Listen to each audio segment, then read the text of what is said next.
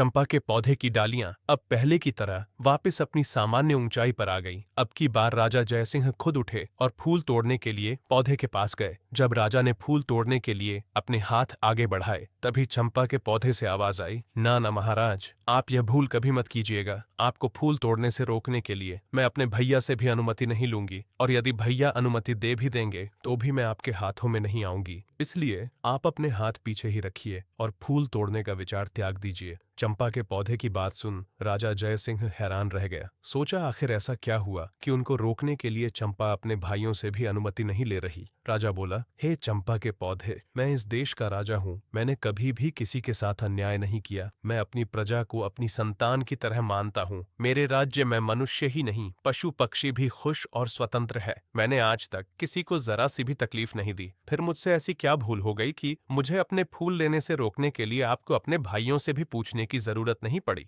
तब चंपा के पौधे से आवाज आई, हे राजा महाराज, इसमें कोई शक नहीं कि आपने आज तक किसी भी जीव जंतु को कोई तकलीफ नहीं दी, परंतु महाराज, आप में एक सबसे बड़ी कमी है कि आप कान के कच्चे हैं। जो कोई भी आपसे जैसा भी कहता है, आप बिना सच्चाई जाने वैसा ही मान लेते हैं। खुद से कभी भी सच्चाई जानने की कोशिश नहीं करते। आपने प्रजा को तो संतान मान लिया, लेकिन क्या कभी आपने अपनी संतान की खोज खबर करने की जरा सी भी कोशिश की? क्या आपने कभी ये जानने की कोशिश की कि आपकी अपनी संतान कहाँ है? अरे छोड़िए राजा महाराज, आप तो अपनी गर्भवती पत्नी की भी सुरक्षा तक नहीं कर पाए। बिना सच्चाई का पता किए आपने एक सच्ची नारी को धोखेबाज कहकर नौकरानी बना दिया। तो जाइए महाराज, जाकर अपने राज्य को संभालिए। आप मेरे फूलों के बिल्कुल भी योग्य नहीं हो। चंपा के पौधे की बात सुन बेचारा राजा निरुत्तर हो गया और चुपचाप मुंह लटकाए वापस अपनी जगह पर आकर बैठ गया। उनके मन में हजारों सवाल एक साथ उठ रहे थे। उन्हें कुछ समझ नहीं आ रहा था, क्या सच है क्या झूठ।